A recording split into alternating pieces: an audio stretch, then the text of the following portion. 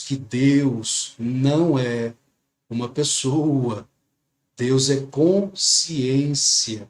E Cristo é uma consciência divina, que inclusive nossos irmãos ainda presos a uma visão ortodoxa e dogmática, vêm e negam isso.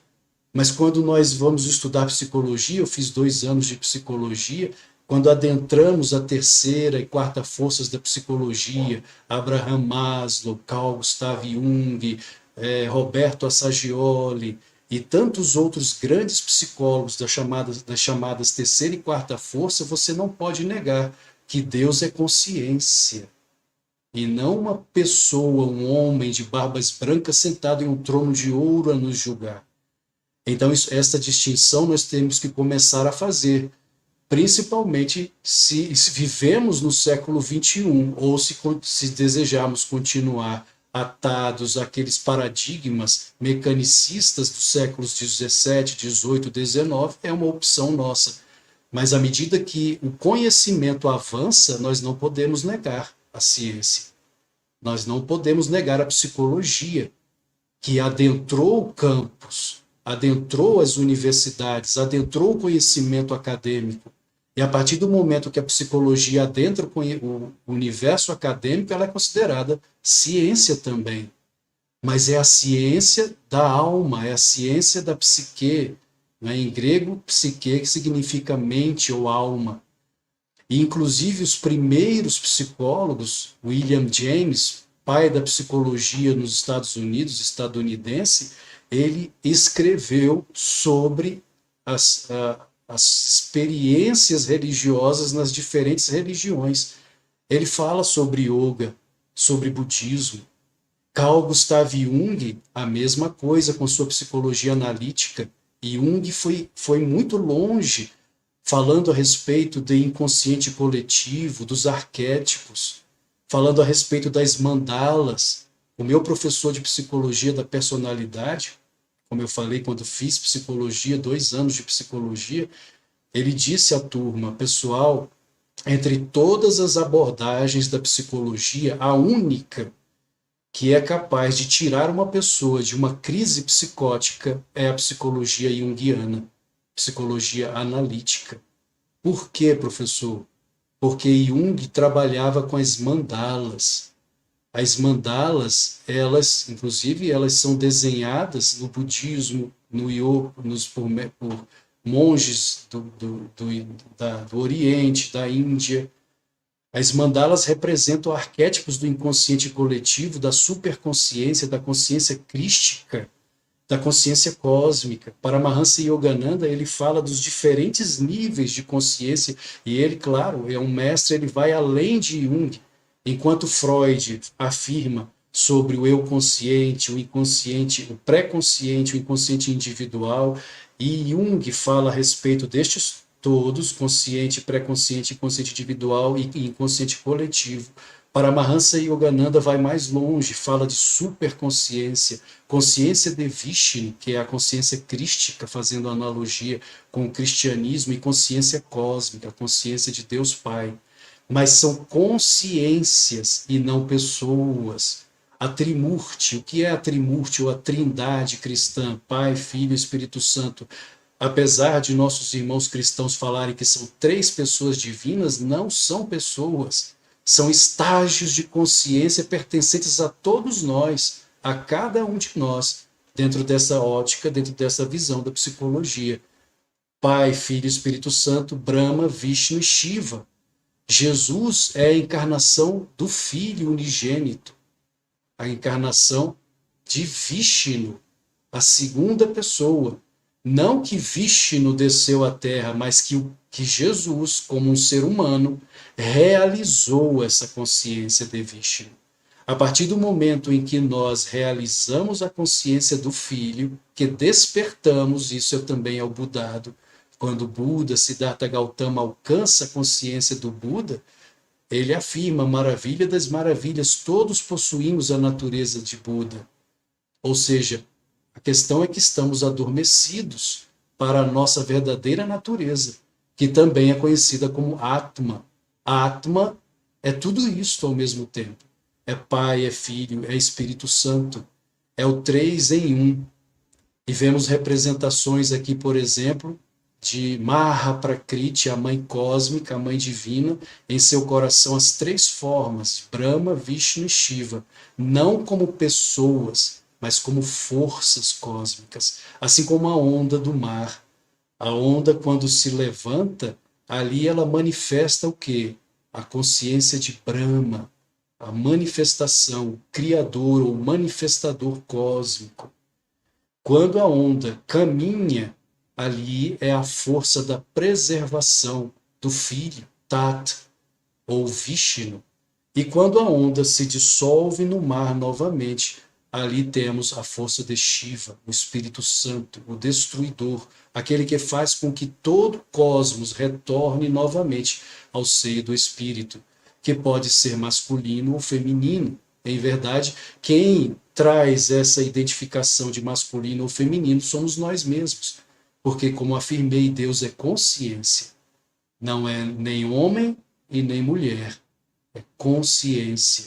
Mas nós podemos tratar essa consciência para que ela se torne mais próxima de nós, para que ela se personifique para nós como Pai Celestial, como Jesus fez, Pai Celestial, ou como Ramakrishna na Índia, minha Mãe Divina.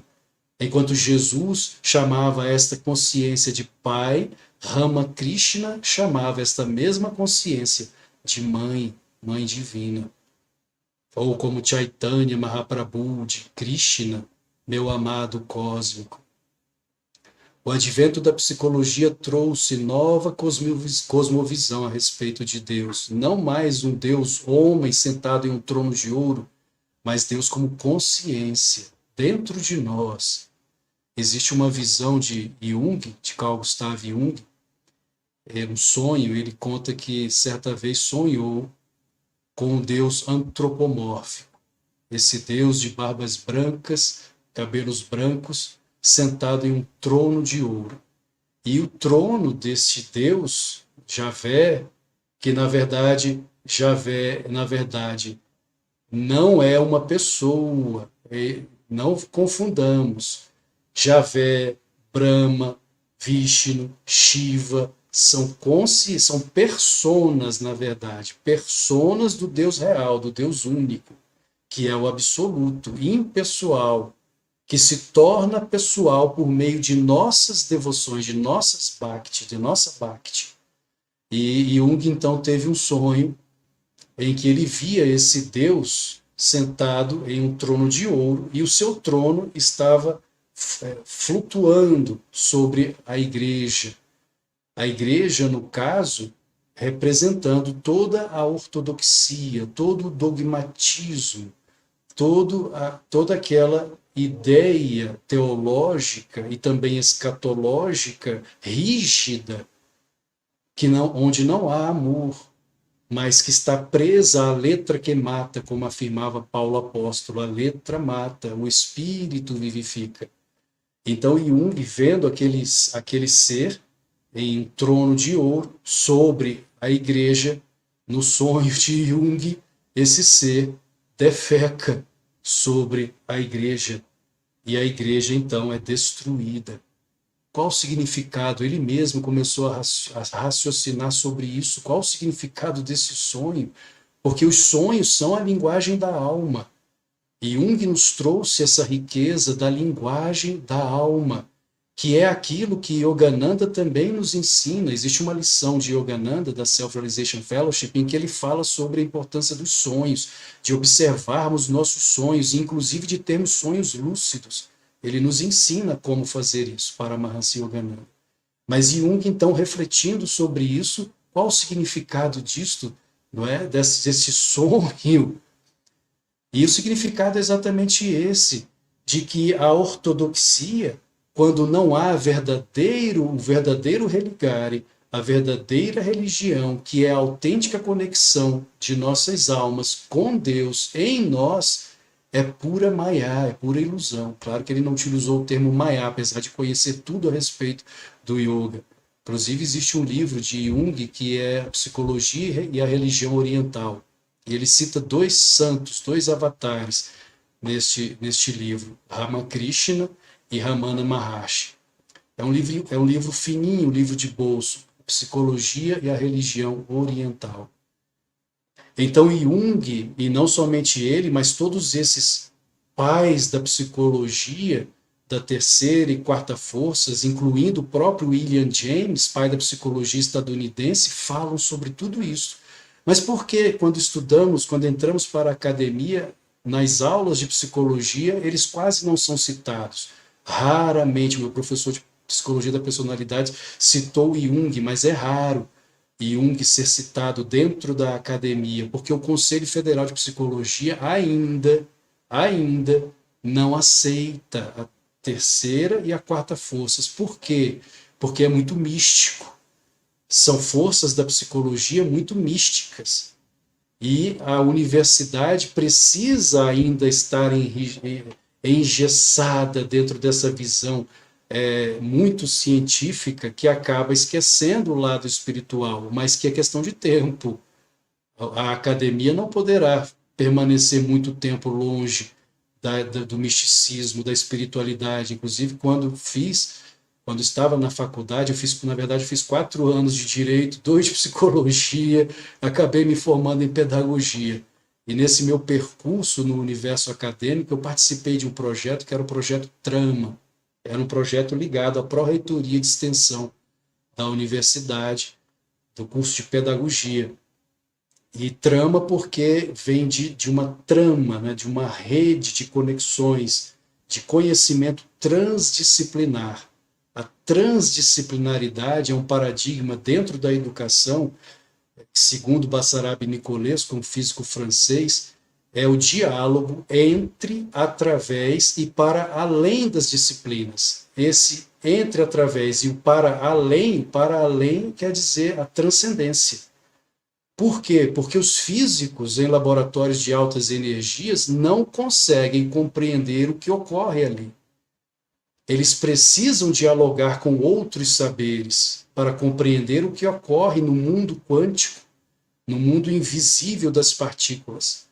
Então, eles precisam dialogar com a filosofia, precisam dialogar com a sociologia, precisam dialogar com a biologia, precisam dialogar com diversos ramos do saber, incluindo a transcendência, incluindo o misticismo, incluindo as religiões, para compreender o que eles estão observando ali em laboratórios de altas energias. Isso é a transdisciplinaridade. Então chegará um momento dentro do universo acadêmico em que a transdisciplinaridade será cada vez mais falada, terá de ser aceita, queiram ou não. Ou aceitam a transdisciplinaridade, esse diálogo com as religiões, com o místico, com o transcendental, ou a ciência não avança. Não avança. Ela permanece num campo muito restrito, materialista. Dentro, inclusive, aqui é o canal Yogis em Amor ao Brasil, em que nós falamos a respeito do mal que o marxismo representa, do mal que o comunismo representa. Karl Marx, pai do comunismo contemporâneo, do comunismo moderno, criou a ideia do materialismo dialético. O materialismo dialético é a negação do metafísico. A partir do momento que professores universitários, professores em escolas, começam a aceitar esse pensamento de materialismo dialético, eles começam a lutar contra as religiões, a lutar contra o místico. E isso impede que a ciência avance. Na verdade, quando você aceita o materialismo dialético de Marx, o que você está fazendo? Você está retrocedendo. A ciência, em vez de avançar, de ir para frente em direção à verdade, que é espiritual, ela retrocede. Ela entra num funil, em uma espécie de funil reducionista. Ela perde as dimensões do ser humano, porque nós somos, inclusive o yoga afirma isso, nós somos compostos de 5 coxas, 5 corpos, 5 invólucros, que inclui o Anamaya Kosha, que é o corpo biológico. Então, quando você nega o biológico, o psicológico, o mental, o intelectual, o intuitivo, que é Budi, e a bem-aventurança, o corpo de bem-aventurança, e fica apenas com a visão socialista, o social, apenas o social e nada mais, você impede que a ciência avance e faz com que o ser humano regrida, com que o ser humano perca dimensões. Isso é muito triste para cada um de nós, para o ser humano e para a ciência. É um reducionismo que o marxismo promove. É por isso que Paramahansa Yogananda afirmou que nesta era na qual estamos, o comunismo é o maior dos inimigos. Existem também os globalistas, que são metacapitalistas, são aqueles que não permitem o livre comércio. Porque o que é que faz funcionar a nossa sociedade, a nossa economia para o bem de todos? O livre comércio. Mas se o comércio não é livre e se ele está preso nas mãos de alguns que se acham donos do mundo, então a sociedade também regride. Então são dois males que temos hoje: o globalismo, os metacapitalistas e o comunismo. Mas Deus, dentro dessa ótica, não é um homem. Deus é consciência. É espírito e verdade, também como afirma a Bíblia. E Jesus falou sobre isso, como lemos em Lucas, capítulo 17, versículos 20 e 21. Sendo Jesus interrogado pelos fariseus sobre quando viria o reino de Deus, respondeu-lhes: o reino de Deus não vem com aparência exterior ou ostensiva. Ninguém poderá dizer ei-lo aqui ou ei-lo ali, pois o reino de Deus está dentro de vós. Consciência. Consciência. Se o reino de Deus está dentro de nós, isso é consciência, não é um homem, mas consciência. Exatamente aquilo que os nossos grandes psicólogos vêm afirmando, como William James. William James, pai da psicologia nos Estados Unidos, estadunidense, ele escreveu este livro, As Variedades da Experiência Religiosa. Isso no início do século XX, já falando sobre tudo isso que estou falando aqui para vocês a respeito da espiritualidade, psicologia. Mas então por que a própria psicologia não fala mais nisso nas universidades? Porque para que ela pudesse entrar no universo acadêmico, ela teve que deixar o místico de lado e ir para os laboratórios. Aí surge o behaviorismo, o comportamentalismo, que eram estudos dentro de laboratórios, fazendo experimentos laboratoriais, o estímulo-resposta, e foi deixado então de lado a espiritualidade. A espiritualidade foi temporariamente esquecida, mas ela voltará, porque é inevitável, é só questão de tempo. Então, William James, pai da psicologia estadunidense, ele adentrou esse universo da espiritualidade. A psicologia tem muito, muito a nos oferecer. Abraham Maslow, pai da psicologia humanista. Maslow também foi muito longe, ele fala a respeito de autorrealização. Ele chegou a afirmar, em certo sentido, a humanidade constitui os santos. Por que os santos constituem a humanidade? Porque eles são saudáveis. Os santos são saudáveis. Nós não somos saudáveis. Enquanto não chegarmos àquela condição que inclusive afirmei daqueles homens que vieram aqui em Brasília em 2004, na Kulananda e Keshavananda, homens santos. Enquanto não chegarmos à condição deles, não somos saudáveis. Por que não somos saudáveis? Porque não realizamos o Atman. Estamos distanciados de nós mesmos. Estamos presos à ilusão, à Maya. Os nossos sentidos estão externalizados. Buscamos a satisfação de prazeres fora de nós mesmos. Com os telefones sensoriais, como dizia Yogananda, os sentidos, os 5 sentidos e a mente, o 6º sentido. é a mente, como também afirmava Adi Shankaracharya, o fundador da Ordem dos Swamis. Nós não temos 5 sentidos, nós temos 6, segundo Shankara. 6 sentidos, porque a mente também, o racional também é considerado para Shankara um sentido. Então, enquanto a mente e os sentidos estão voltados para fora, sofremos. Enquanto estamos voltados para fora, nos apegamos, e o apego é sofrimento, é dukkha, nos leva a dukkha, sofrimento. Então Maslow, ele afirmou que quando olhamos para dentro, quando internalizamos nossas mentes, o mundo se torna mais belo. Tudo se torna mais belo, porque ganha sentido, ganha significância, significado.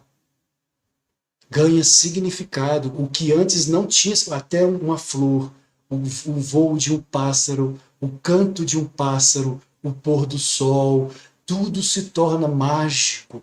E essa magia nós perdemos. Eu acho até que é isso que a Sandra falou aqui sobre Einstein. Deixa eu ver. Einstein disse que a religião sem a ciência é cega. Exatamente, Sandra. E a ciência sem a religião não caminha. Religião como religare e não como dogmas. Exatamente. Isso, perfeito. O religare, que é, inclusive, a etimologia da palavra yoga, união do pequeno eu com o eu maior. Quando nos unimos ao Atma, que é o nosso eu maior, em nós, isso também é psicologia. Quando sentimos essa ananda, essa alegria, essa bem-aventurança, o mundo continua existindo lá fora. No entanto, sofremos menos, porque conseguimos, inclusive, observar o que a maioria não consegue. Enquanto a maioria ainda está presa àquela visão do sofrimento, de tudo é mal, de tudo é ruim, nós conseguimos observar o outro lado, a beleza, conseguimos observar a sutileza das coisas, que Deus está presente no pôr do sol, que inclusive Yogananda dizia, ao olhar para o pôr do sol, com toda aquela maravilha, as nuvens desenhadas, coloridas, pense, Deus está desenhando para mim, é para mim e para os meus irmãos. Tudo na natureza é Deus tentando se comunicar conosco. Não pense em Deus como um homem de barbas brancas. É uma consciência, inteligência divina. É uma inteligência cósmica. São Francisco de Assis viu Deus em uma árvore. São Francisco de Assis viu Deus em uma árvore. Isso não é panteísmo, porque ele também viu Deus em uma língua de fogo que descia do céu. E ele dialogou com essa língua de fogo. São Francisco de Assis, o Yogi de Assis. Então Francisco foi um panenteísta, isso é yoga. Panente, não panteísta, mas panenteísta. Um Deus que é pessoal e impessoal ao mesmo tempo, imanente, porque ele está em todas as coisas, a sua energia está em todas as coisas, mas ele não está preso a elas. Ele transcende também todas as coisas, como está lá no Bhagavad Gita, quando Krishna afirmou: todas as coisas estão em mim, mas eu não estou nelas. Isso é panenteísmo, como diria Pierre Teilhard de Chardin. E não para aqui. Carl Gustav Jung, como já falei, certa vez perguntaram a ele, sim, porque ele falava muito em Deus, ele falava em coisas, os arquétipos, como já disse, em coisas que são invisíveis aos nossos olhos. Então perguntaram a ele, a Jung, o senhor crê em Deus? E a resposta dele, eu não creio. Ele parou um pouco, refletiu e respondeu, eu não creio. Eu sei. Eu sei. Queridos, isso é muito mais do que crer. Como a Sandra colocou aqui muito bem, quem crê é dogma. Aquele que crê está preso ao dogma. Aquele que sabe é porque viu Deus. De uma forma ou de outra, ele viu. Eu sei que ele existe. Eu sei. Isso é tudo. Isso é tudo. Crer é muito pouco. Nós precisamos realizar Deus, como afirmou Abraham Maslow. Realização. Jung chamava essa realização de individuação. Inclusive, neste livro, Psicologia e Religião Oriental, ele afirma que ficou surpreso quando descobriu que aquilo que ele chamava de self é o Atman para nós no yoga. Inclusive, Paramahansa Yogananda fundou a sua organização com o nome de Self-Realization Fellowship. Self-Realization Fellowship. Self em homenagem a quem? A Jung. É o Atman. O processo de individuação é a nossa união com o Atman, que é o centro da psique. Mas para que isso ocorra, como Jung afirma, é preciso que o ego seja ferido, como falei inclusive em uma live anterior, em que estavam o Ralph e a Bianca. É preciso que o ego seja ferido. Como assim? O ego precisa se cansar deste mundo. Enquanto o ego estiver preso, se deliciando com as coisas deste mundo, enquanto houver prazer nas coisas deste mundo, nós teremos que voltar ao mundo, retornar. É o samsara cósmico, do sofrimento, de dukkha, nascimento após nascimento. Esse é o inferno. Esse é o verdadeiro inferno. Nascer e renascer. Essa é a maldição, como dizia o Buda, né? Quando ele era jovem, ele disse ao pai dele, Suddhodana, que iria acabar com essa maldição dos renascimentos. Não? Ou seja, é verdade, ele iria mostrar o caminho para a humanidade se libertar dessa maldição, dos incessantes nascimentos e renascimentos. Enquanto estivermos presos aos nossos desejos materiais, aos nossos desejos, aos nossos impulsos, estaremos presos a Maya, estaremos presos nesta roda. É o que Jung fala. Então o ego ele precisa ser ferido, ele precisa ser magoado, ele precisa se cansar deste mundo, para então começar a buscar o quê? A luz. Sair das sombras e buscar a luz. Buscar a individuação. Esse é o processo de individuação que Maslow chamou de autorrealização. O Cristo para todos os olhos o verem, ou o Cristo nos corações. Paramahansa Yogananda. A essas alturas vocês já sabem como Cristo tem de voltar, para que todos os olhos o vejam, ou dentro de nós, em nossos corações. Qual a segunda vinda de Cristo? Isso não significa que não acontecerão cataclismos, que não acontecerão fúrias da natureza, como veremos mais à frente. Yogananda falou sobre tudo isso, inclusive sobre o que está acontecendo atualmente.